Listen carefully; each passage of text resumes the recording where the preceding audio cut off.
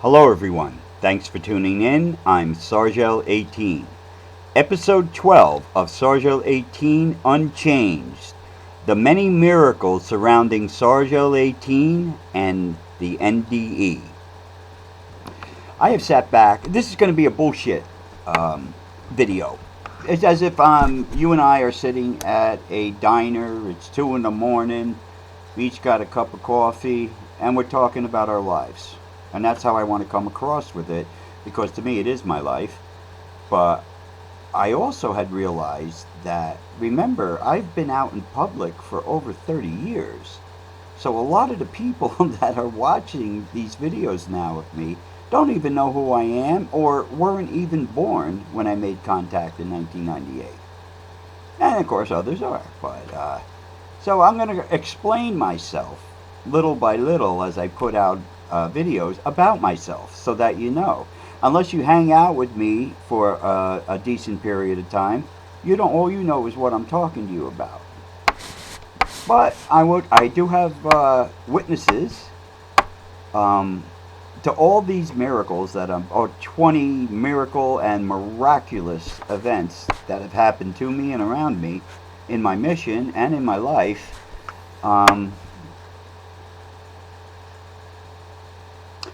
There were witnesses, but they never last. The people never last. As soon as they see something incredible or miraculous, or they see me do something on a miraculous level, they want to get as far away from me as possible. I don't get it, but that's the case. So I have all witnesses, but they're spread out through the events and over like a 30+ year period. But I want you to know, so I'm just going to really just kick back and talk to you and tell you what has happened on that level to me in this life. Alright, I'll start now. Over my life, I have had many miracles happen to me and around me. At the time, I didn't understand how lucky I could be, or just started stacking them up as coincidences that kept coming. But after I awoke in 1998, the miraculous kept coming, to the point where I asked myself, what the hell is going on? Can't have this many coincidences on levels like that. Maybe people have one, maybe two in their whole life. Not hundreds, but that was at that time. I'm a lot further on now. Now I'm going to start telling you. There are 20 instances I'm going to tell you. I have some pictures to go along with things, but not much. This is, as I said, this is a bullshit session. Now, they have been on top of me my whole life. The government knew I was coming in. They probably helped it, you know, through the Montauk Project and other projects like that I'm affiliated with, but I think what happened was they didn't expect the soul. They were working on a human, and all of a sudden they realized that the soul was there from heaven. And how they do that, I don't know. Okay? But they started treating me real different. And not only will the world protect me miraculously, but so does heaven and divine providence. Alright. When I was 3 years old in 1963, for some reason, I walked across my the highway, which I believe is Route 46 in Wayne, New Jersey, jumped the guardrail, or went under the guardrail somehow, and walked down to the ledge where the river was. And this is a good-sized river, believe me. So, I mean, you die in rivers like this. And there were ducks going along on the other side. So, stupid me decided to walk out into the river and try to get them. So I took probably about 4 or 5 steps, and I had noticed at one point that the river was going very fast against my legs, the current. And I got nervous. So I looked around, and I looked back at the shore, which was probably about 10 feet maybe away from me, And it's all trees and dirt and all. And I really didn't know what to do. So I turned back again to look at the ducks, and something grabbed my hand and dragged me right back to the shore, to the dirt. And what grabbed my hand was one of the trees. The trees are more alive than and have a purpose than anyone really knows. Very few people know this. And I remember it clearly. I remember the branch, I remember the thing, and I'm thinking to myself, how did I get back, even at that age, like in a little kid way, how did I get back to the shore and I'm holding a tree? Meanwhile, then my stepfather, who was a raging alcoholic and the size of the Hulk, ran down, grabbed me, and then beat the shit with a tree branch as he was walking me back on my ass all the way back to the house, which was pretty far. But I'll tell you what, that was, to me, the first miracle.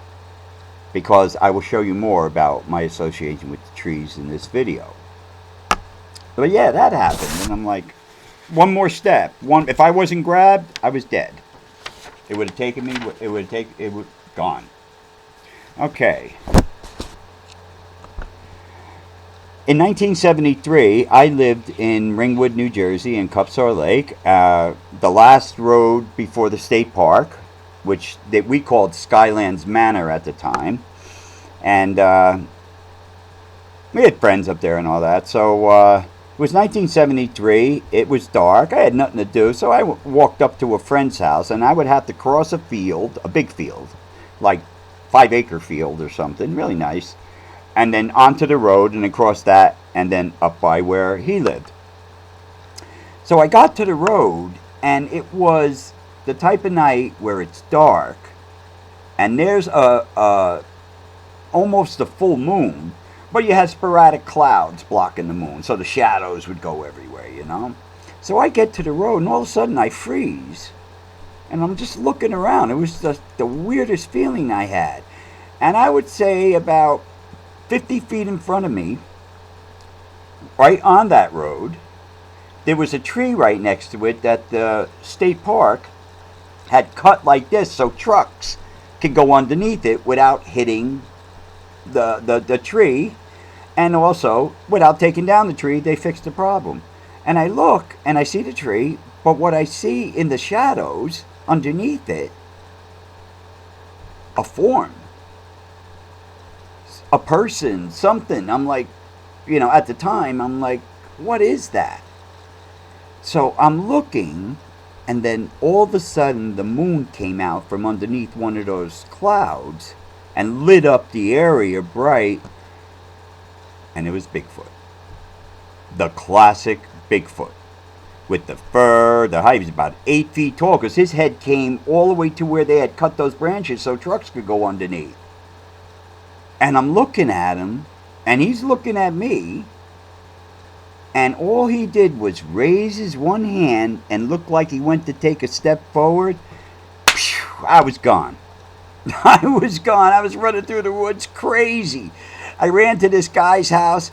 I broke through the door. He had an AR-15 up on the wall. I grabbed the AR-15. He grabs me, and I'm going, oh, Bigfoot, Bigfoot, Bigfoot, Bigfoot. Now, the way his house was, I said, we got to shoot it. It's dangerous.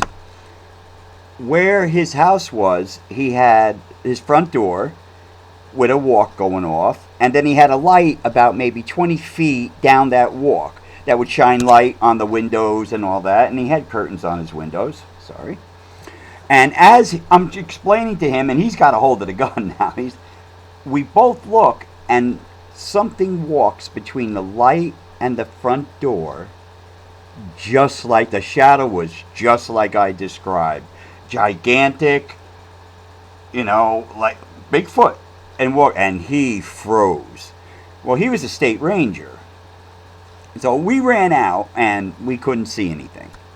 But he told me 2 days later that this creature has been seen in the state park a number of times by rangers, and that the order came down from the state that no ranger can be alone in their Jeep as they're, checking things out.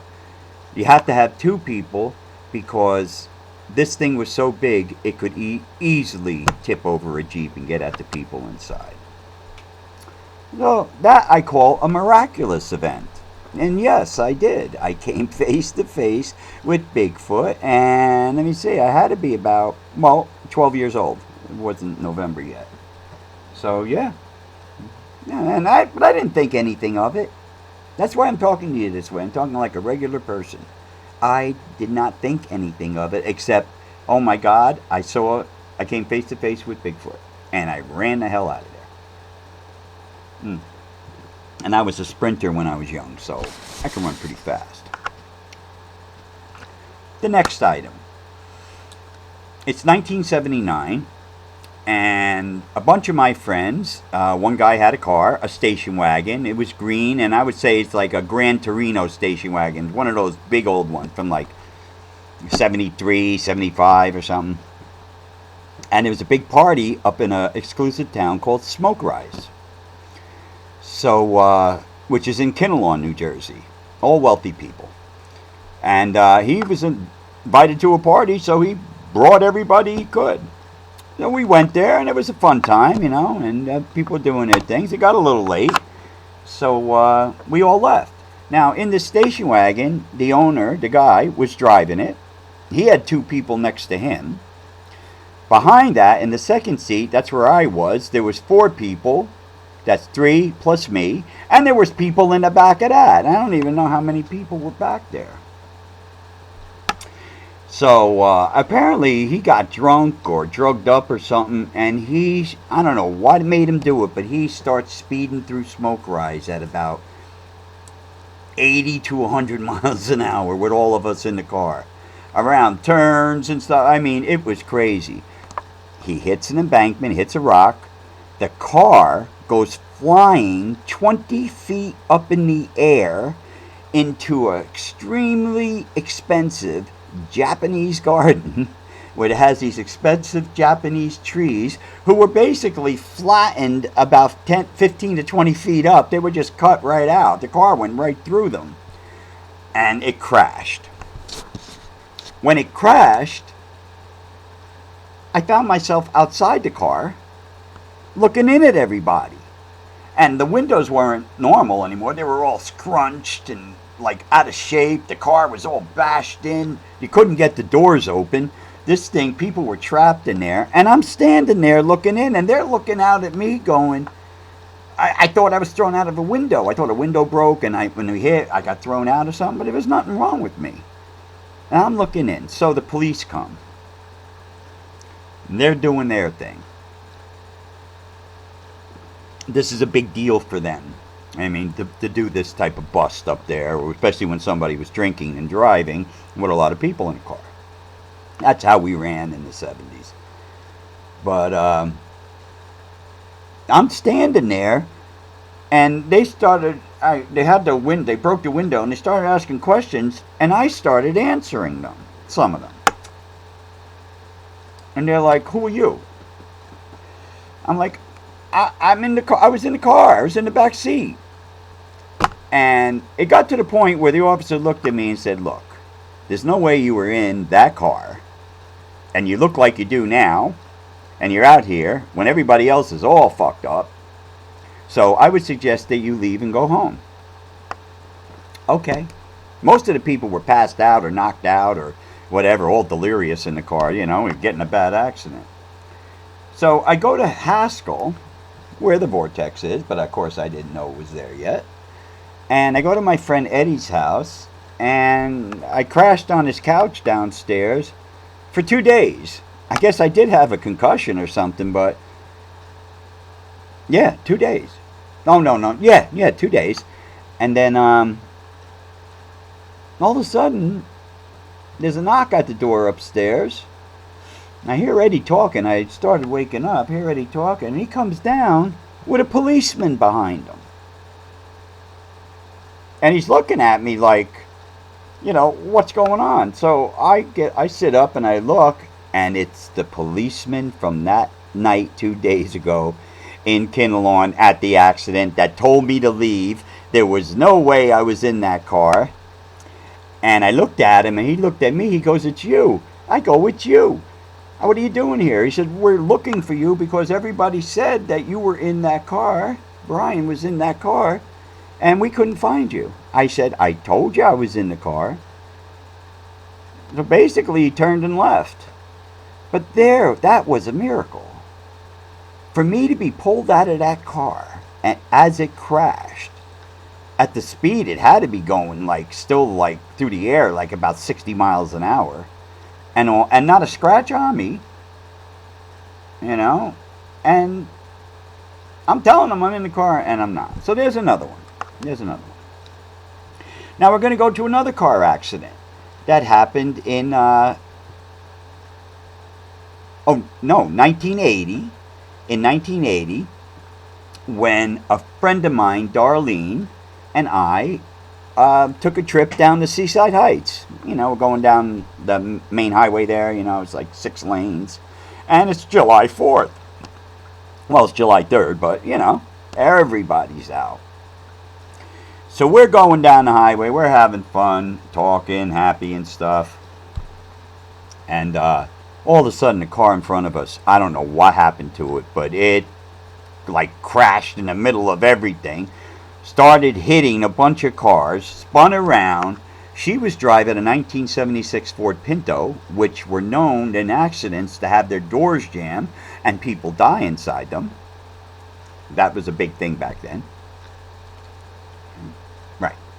So she slams on the brakes, but she gets hit by one of the spinning cars. So we land across the highway. And I looked at her and I said, "Are you okay?" And she said, "Yeah." And then I just went and looked out my window, and about 2 feet from me was a tractor-trailer truck coming at about 60, 70 miles an hour. 2 feet. Like right there. It was so big in my window, and it hit us. It hit us with 8 tires on one side. It tore the engine out of the Pinto. The front of the Pinto was gone. Like from where your sneakers are, your feet are inside against that little wall. Past that, there was nothing. It tore everything apart. We spun around and kept hitting and hitting and hitting. The whole car was messed up. So that came to a stop. And, of course, I'm freaking out at this point. And I tried to open the door, jammed. Darlene couldn't open her door. She was all cut and stuff. And I think we broke a window and we got out. And we came over to the edge of the highway where the guardrail was. And we sat next to it. My leg, I was so freaked out that my leg was thumping like against the guardrail. Everybody can hear it. So the police are there, other people are there, and they're all looking underneath the truck for our bodies. Witnesses to it, people saw it, all what happened. And when they got down towards the end of it, I said, "What are you looking for?" And they turned around. I said, "We were in that car." They thought we had been sucked up and killed and were somehow jammed underneath the tractor trailer. That was a miracle. We both made it home fine. Everything was good. Tore the engine out of a 1976 Pinto. Anybody that knows that car knows that there's not much of it to begin with. Okay. I still do, in a sense, but I used to work hand in hand with the CEOs of a number of large banks, large pharmaceutical companies like the ones that are on Route 46 in Clifton, New Jersey, and other things like that. Spies. Oh, you don't want to know spies. Oh man, they got no conscience. They are definitely going to hell. But the owner of the pharmaceutical company, and I think he had a bank or two too, a smaller one. He wasn't the bank guy, he was the pharmaceutical guy, but they had a lot of money, so they bought a lot of shit, like banks and stuff like that. Stocks, banks. And we met, and at we met at a man named Zarel, who was in Clifton, New Jersey, off of Route 46, and each week he would have a half-hour show where he was the big Swangoli. He was the best psychic in the world. He was the most magical in the world. Blah, blah, blah, blah, blah. But I was young. I wanted to see what the industry was like, what people were like that were metaphysical, and this is one of the places that I used to go. So, I go outside halfway through the show to have a butt, and I stand there, and the pharmaceutical guy came out. His name was Quiche, and he's sitting there and he's talking to me. See, he's looking for a me, a real me, and unfortunately he found one. But he's talking to me. He's a nice guy and all that. Him and I were like bread and butter for over 3 years. And then this woman comes out, and she doesn't look right. And right away my senses go up. I'm like, what's going on here? So she came over, she lit a cigarette a little apart from us, and I looked over, I said, hey, are you okay? Because she looked like she was going to cry. So she comes over, and she goes, well, no, I'm not really okay. I had asked Zarel a couple of questions, and they weren't even close to what I wanted to hear or what happened. And I looked at her, and Keisha's standing right there, and I just looked at her and said, I just want to apologize, say I'm sorry that your mom died this morning in a car accident. And the woman looked at me, her eyes got as big as dollars, and she fainted dead away. Right there in front of me and Keish. So, we got her up. Keish is doing his medical stuff that he knows and things like that. Slapping her a bit and, getting her air and everything. And so when she got, back on her feet again, she looked, she goes, how did you know? I said, how did I know what? And she said, how did you know my mother died this morning in a car accident? And that's what I was here to talk to Zarel about. I wanted some information. I said, well, I don't think I can give you any more information than I've already given you because I don't know it. But I know that happened, and I'm very sorry. And that solidified Keish sticking to me like butter for the next 3.5 years. Miraculous event. Now, I'm really good at giving readings. But I don't give them anymore. I haven't given them in over 25 years. I'm not here as a dog and pony show. So, Keish and I are together. He's the gentleman that got me the condo in Breckenridge in Wayne, New Jersey. And he wanted to see how far I could take things. And he worked very hard. He was at the Vortex before we knew it was the Vortex. He witnessed alien stuff back there along with me in your face, different than what I have from contact. And it was pretty hectic. He witnessed all that. And excuse me, I forgot what I was talking about him for. Well, this is what happens when you go unscripted. All right.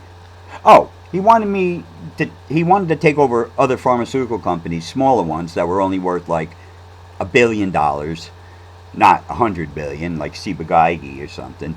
And he asked me if I could use my psychic abilities to tell what's going on with the business and inside the company if we stood outside it in the middle of the night.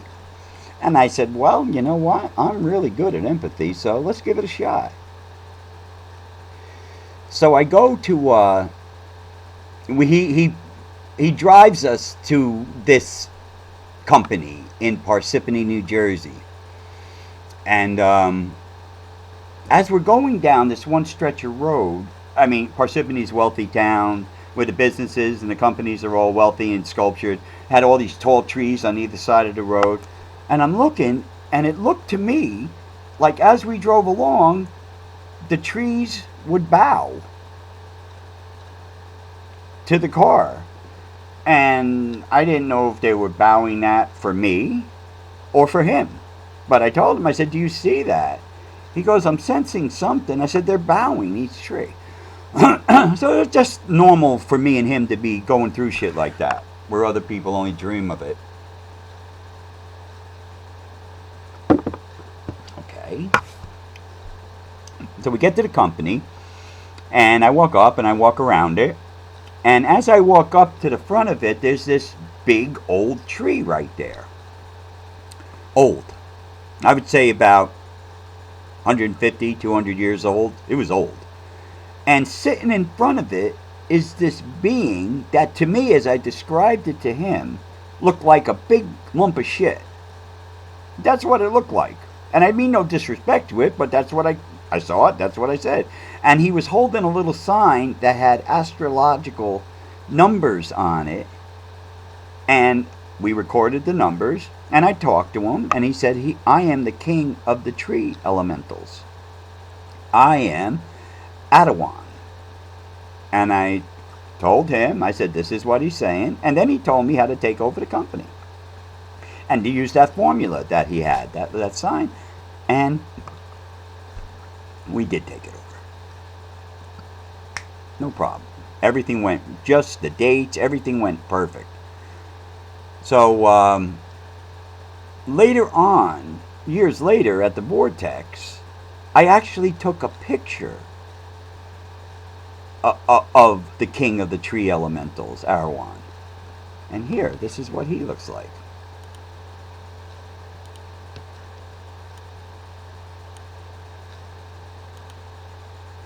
On the left is untouched, and on the right I just blacked out some of that mist that's hanging out in the air.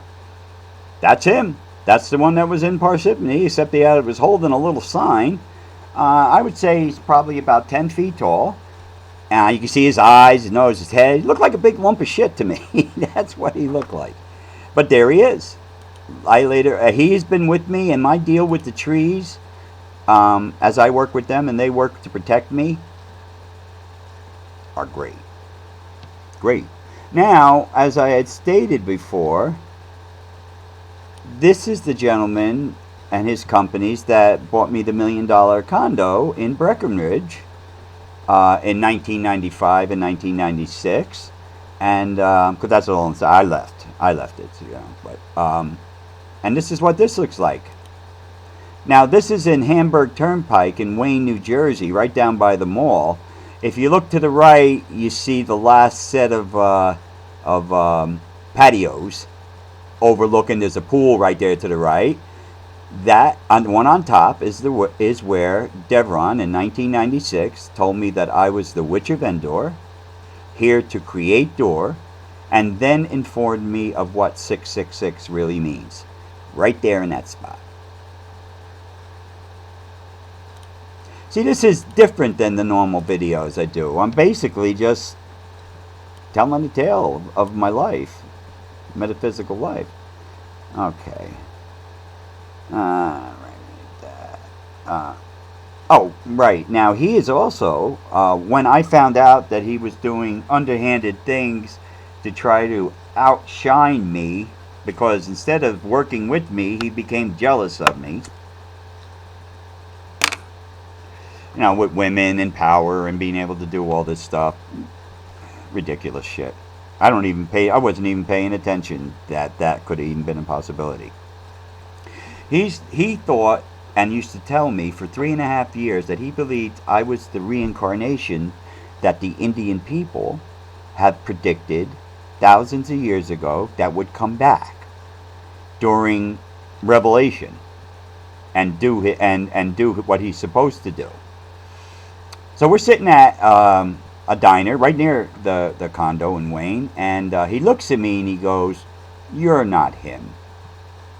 And I said, "I'm not who?" And he said the name of the guy. I forget the legend of this guy. "You're not him. I thought you were him, but you're not him." I said, "Well, you said I look like what he's supposed to look like. I do everything else fantastically. So why are you saying this?" He said, "Because there's one thing I never told you about this legend and this being that's supposed to come back at this time." I said, "What is it?" He goes, "He's supposed to have 6 fingers." And I looked at him and I said, he's supposed to have 6 fingers? And he goes, yes. And I went, voila. 6 fingers. I had it cut off when at birth. It grew back a little more. They cut it off again when I was like a year old. And it's just this like weird lump. And if I hit it, it feels like a whole finger. And that's when he decided it was time to run. So whatever he had done, he knew I was going to find out, and I did, and I was going to disassemble everything that I did for him in the last 3 years in a blink of an eye, and I did. So that's how that went. That was a miracle. I never heard of that. I never knew it, and it just so happens. I don't even talk about it. So 3.5 years, I never mentioned once that I had 6 fingers on this hand. And he even went to my mother and asked her, and my mother said, he asked her, how many fingers does Brian have? And she said 6. We had it cut off. Same story. And he turned white. And he was an Indian. So he was dark-skinned to begin with. From India. Not American India. Okay. Now, of course, miracle contact on February 10th, 1998 at 10:33 p.m. at the Vortex in Wanacue. Back deep in the woods. You can't get any better miracle than that. And not only did I get it, I also got all this evidence that I've been showing for over 30 years. And it continues. I'll find more. I think I got some. Well, Arawan, you don't see that often. I think I maybe showed them once. So people don't see those pictures. You know, I only show them the glitz pictures, like the dinosaurs and the devil and stuff like that. But yeah, that was a tremendous miracle. Then the next one was meeting Jesus in my own home in 2004 here in Pennsylvania. Take a shower, getting ready to do my work. I work from home. Went up into my den, walked in, and there he was. Jesus Christ himself. I instantly got pushed against the wall from the force of lavender and rose. The smell was tremendous, and I instantly went into shock. I forget what they call it now when you meet something like that. I went into complete shock. But I was still aware. Ecstasy. Ecstasy? Yeah, ecstasy. That's what happened to me. And he gave his message. He gave me that little tap on the shoulder like, hey, buddy, which I still to this day, well, I'm beginning to understand what that's about. That's still coming. But yeah, like he knew me. And of course, Jesus knows everybody, but like he knew me better than he knows the average person. So, then that went on. That was fantastic. Now, as I said, they've been on top of me since I've been born. The government, what is now Defense Intelligence, the Air Force, Homeland Security, NASA, as you all seen the NASA letter, the threat I got from the one scientist there. He was trying to alert me, but still it is a threat. And believe it or not, the weirdest person that grabs, the government grabs all these videos I put out. They all go into archives. And so does the Jeffersonian and the Smithsonian in Washington. So I have to put a lot of information out because it'll help people in the future. Because it can always be accessed. Right. Oh, right. Sorry, I had lost my place for a second. They were on top of me from the beginning. During the mid-60s, like 1965 to 1966, 67, they used to come. A nurse would come to, we lived in Ringwood in Cupsaw Lake, would come and take me out of the school and drive into Manhattan to this old hospital-like building at the bottom where it wasn't, the walls weren't square, they were oval. Like the whole hallway was oval. And he'd take me down to this room and I would meet these German scientists. And they spoke German. They didn't speak English, so I know where they were. I know how they got their hands on those people. And take me into the room and hook all these electrodes up to me to what was then a giant wall of computers And I don't really remember much after that, but, you know, like what really went down. But they were taking all kinds of readings, and this happened like 6 times. So I got to 4th grade in EGU at school. Mrs. Williams, Carol Williams was her name. God rest her soul. She's probably dead now. And they called my parents, and they said, Brian is a genius, so we're going to start him on high school work now in 4th grade. And of course, my parents, they don't know upside down from backwards of anything academics like that. But they said, okay, so that's when I started high school, at 4th grade. When I reached 8th grade, I graduated. Good grades, everything, you know, what honors or whatever, from Martin J. Ryerson School in Ringwood. And I went on to high school, Lakeland and stuff. I went on to high school. I did my first year, and then started the second year. I was about a month into it, and at the time, I was the only person in the history of Lakeland High School that had 4 different science classes: advanced science, regular science, earth science, astronomy, all in each day. Nobody else ever had that before. And that was cool. I love science, and I'm really good at it, so, you know, understanding reality in science, so that's fine. And then, oh, right. So, I had I don't know, I didn't go to school one day. So I was just messing around, decided to go up in the woods, and we used to walk from my house through the woods to Martin J. Ryerson School, where I did from 5th to 8th grade in Ringwood. So I go in, and I was friends with all my teachers. They knew something was up with me. So I go into my English teacher. I walk by her room, and I see her in there. Her name was Miss LaRusso. So I walk in, and I go, hey, Miss LaRusso, what's up? She's like, Brian, how you doing? How's school and all that? I said, it's great. You know, I told her about the science classes and all. And she stops, and she goes, Brian, I just got to ask you, why are you in high school? And I go, Miss Russo, from 8th grade, you go to high school. And she said, not you. Why? I said, she goes, you have a scholarship. You received a scholarship for any college in the country, 4 years, fully paid with food and housing and everything you need. Why would you turn that down? And I looked at her, and I knew she wasn't a bullshitter. And I looked at her and I said, Miss Russo, what are you talking about? And then after a few minutes, she realized I didn't know what she was talking about. She said, you got this. This comes straight from the state level for you. And you don't have to go to high school. You could just go right to MIT or Harvard or Princeton or whatever college you want. It's all paid for. And you turned it down. I said, you know what? Thank you for giving me that information, but I have to go now.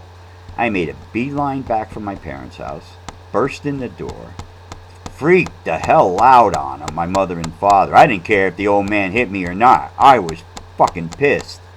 How could you possibly do that to me? To any child. I have a full college scholarship from 8th grade, and you didn't even tell me, and you turned it down? And they gave me some stupid excuse, like they didn't know if I would like being with older people. Well, at least you know what? I should have had the choice. So I looked at him, I said, I'm going to Lakeland tomorrow, and I'm quitting, and you're going to sign the paper, and I'm enlisting in the Navy. So that's exactly what I did. I went in the Navy, and a month into boot camp, I was pulled into a room with another kid. Now remember, I was only 17. I had no high school diploma. I had to get my GED when I went in the Navy. It took me 2.5 hours. Boom, boom, passed it. Perfect. They take me into a room and they go, Mr. Williams, you have been, oh God, boy, I'm really having a problem with words tonight. Oh, you have been appointed to Annapolis Naval Academy by Senator Rowe of New Jersey. And I'm like, what's that mean? And they're like, well, If you want it, it's yours. And you would be the first person, and at the time, this was 1977, so at the time, in the 175-year history of the U.S. Naval Academy, that someone was appointed without a high school diploma. And I said, well, it sounds pretty good. What I got to do for it? They said, I was in for 4 years. Yeah, they said, I signed up for 4 years. They said, you got to sign up for 10. And I said, 27? I'll be an old man then. And I said, well, thank you, and tell the senator thank you, but no thank you. Look at that. What a miraculous event. And then it was snatched out from underneath me in the big picture to make sure I got and to who I really am. I guess if I had gone there, I guess if I had gone to college, it wouldn't have happened. So, okay. That's what happened there. That is a miraculous bad event as far as I'm concerned. Now, again, the government.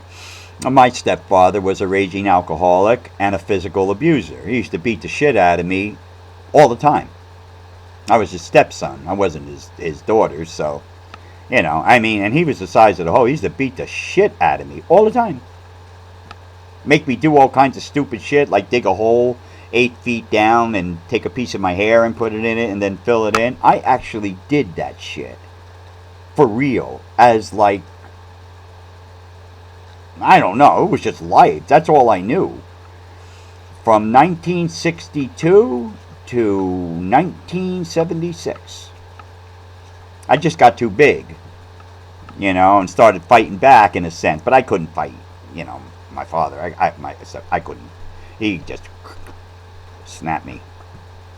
So he wasn't much of a worker where he would want to have a nice house and his family. No, he was an alcoholic, and he was an odd worker, but a good worker. He did reupholstered cars, and he did really well at it, but he never took it any further than getting one every now and then from people, word of mouth. That's it. That's his whole life. That's what went there. His big job here was beating the shit out of me and making me tough as nails to be able to face any sort of danger in this world without a problem. So, how was the government involved with that? Somehow, they lost their house. They couldn't pay the mortgage in 1977, which was $112 a month at the time. I tell you, I came from poor family. Really, really weird. And thank God I don't see any of them anymore. And I haven't for over 25 years.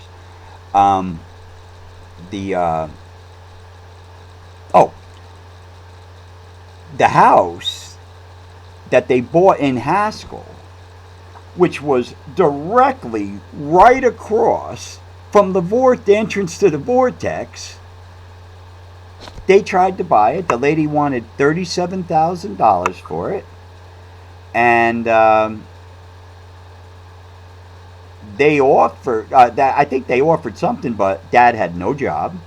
I think he just started an upholstery job somewhere locally at a garage, gas station. He had no job. They had no money, no down payment, no money to move in, no money for utilities, or just barely.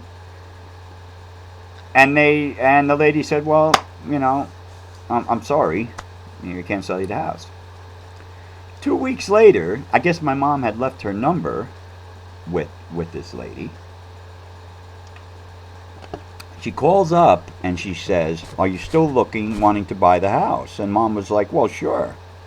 She goes, I'll tell you what, I'll sell it to you for $27,000 and I'll pay for everything. It's yours.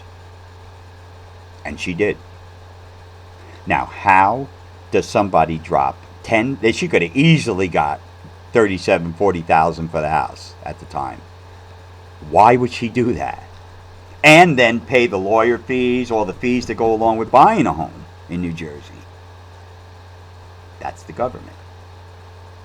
Those are the beings, too. They could just take her right over, make her do whatever she wanted to. Whatever they wanted her to do. And they wanted me there. So, that's how I wound up living in Haskell and being right across from the vortex. And I would just go back there all the time before contact, and you always knew something was weird. And it was. Hope I'm not dragging this too long. I'm going to try to get through this. Oh, yeah, I'll get through this fast. Miracle. I'm calling this a one-level miracle, this next little story I'm going to tell you. And it has to do with when the PS3 first came out. Remember when it first came out? People were waiting online for a week. People were murdered in line with other people trying to get ahead of them, you know, to get a number for the PS3. You couldn't get the PS3. All those people that were waiting, they didn't walk away for a week, walk away and with a PS3. They paid for it and they got a ticket, and as soon as it comes in, they're called and they come down and pick it up. That's how that worked.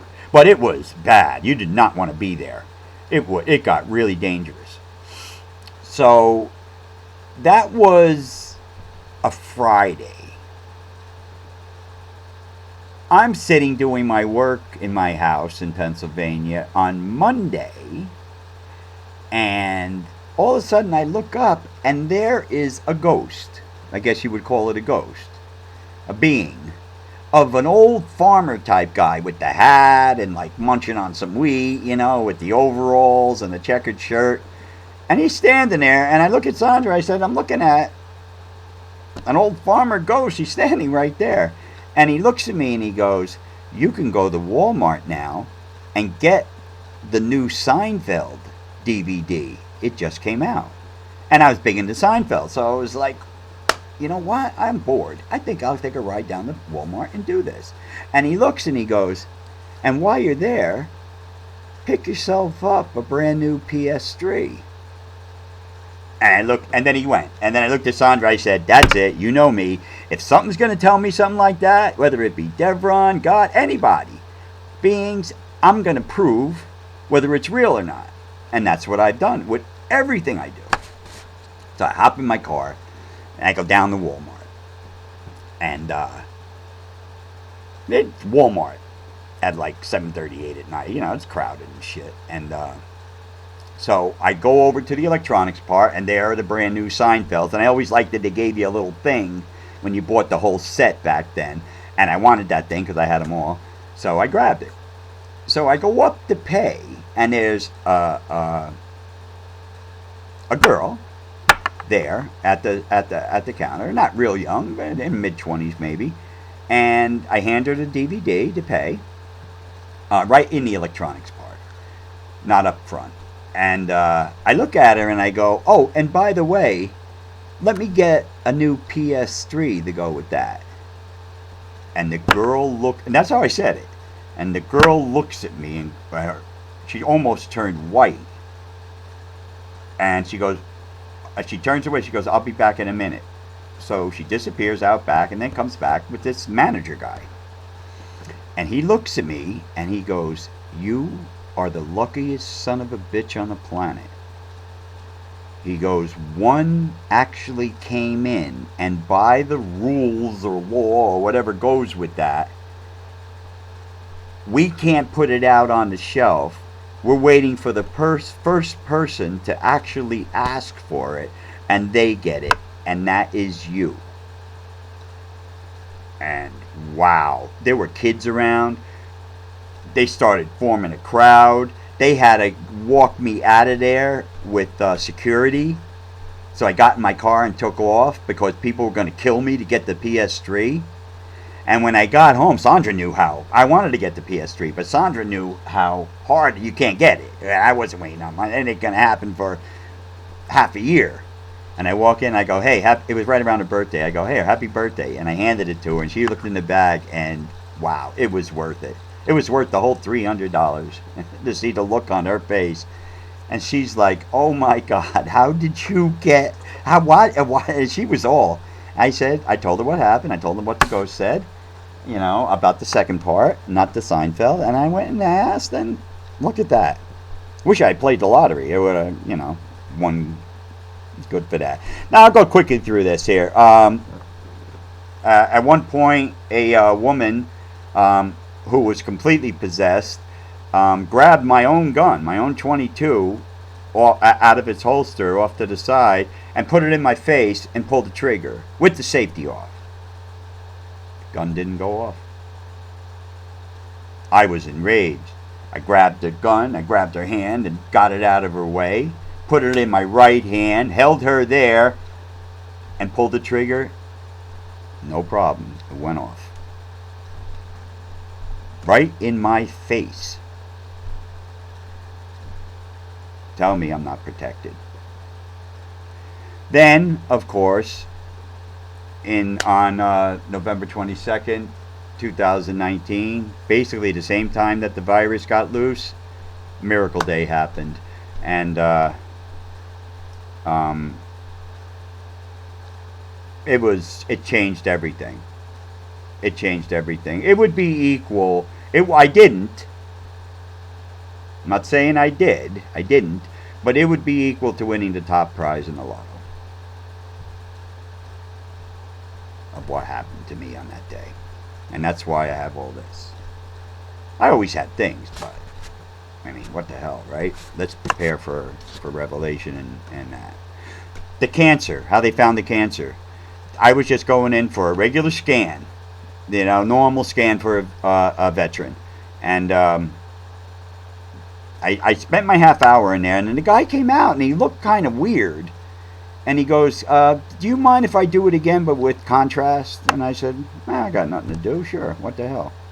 Which he could have lost his job for. And he did that, and he found the cancer in my liver, and it wasn't even a half a centimeter big. It was almost like, how the hell could you find this? And he would have lost his job for running it the second time with the stuff in me, the contrast. But because of him, it was found so young, so early. I actually had to have it in me for almost a year, so it would double or triple in size, so that they could do something with it then. And they did. I got the Y90 treatment, the full treatment, provided by the VA, and it worked great. I'm going next week for another scan. We'll see if it's still gone. I mean, it's gone. That part's gone. That cancer's never coming back. Let's just hope it don't come up again on the other side. And I don't expect it to for another 17 and a half years. Dying from the traumatic brain injury and being taken to the Silver City, and Devron explaining everything to me on how I'm a golden soul when he has his finger on my soul. And when I asked what his face looks like, it was wheat, like wheat on a farm all bound up. That's what Devron's face is. Now, Devron, I found out, is the hand of God. Dev means God. Ron means to speak. God speaks. I never knew it for almost 30 years until a couple of months ago when I asked the question correctly. Now, for this one, I'm going to do the last one. Myself and Sandra have been together going on 27 years now. And we haven't been apart the whole time, except for that one time with Jesus. She got her in New York City at her daughter's communion. And when her mom had passed away and sister in 2014 for about a month. Otherwise, we've been together in basically the same place the whole time. And since I work from home, and our relationship has been hectic a bit, tumultuous, is that the word? And it's been fantastic. But there's always negative stuff coming at us. Always, constantly. And not our doing. People just don't like us. They don't like us because we're together for 27 years. And other people don't like us because they told Sandra that I'm too much of a playboy and that this relationship won't last a month or two. They were all wrong. That's it. So when we met. Now, why is this important on a miracle level? Because a miracle did happen between me and Sandra. I'm going to show this picture. Hold on. I'm going to show this picture in a second. We had gone back to the vortex. It was August or July. No, it was July 1998. We had gone to the vortex with about 6 or 7 other researchers and people in general that wanted to see it and blah, blah, blah.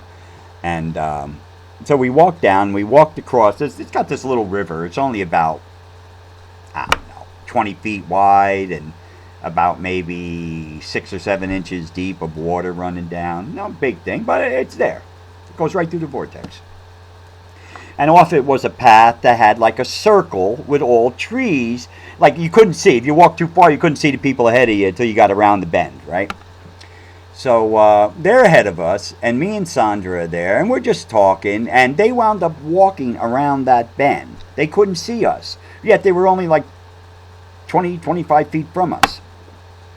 And I looked around, and you know how relationships can be, love and all that. We kissed for the first time. And when our lips hit each other, now we were in a perfect night with the starriest, clearest skies, no clouds, no nothing, just pure beautiful. As soon as our lips touched, lightning came down from a clear sky and hit the river about 25 feet from us. A bolt of lightning. At the exact moment, the two came together. The soulmate, the positive and negative forces of souls were brought together for real. The real soulmates.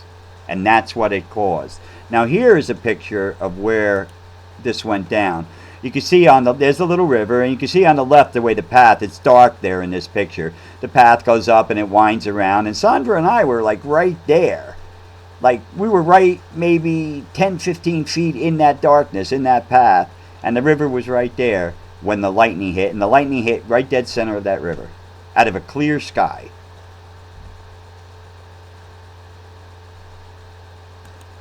Tell me that isn't worth a movie. Oh, and we've been together ever since, and gone through everything together, and now we're living large. Going on our 27th year. Sandra, until we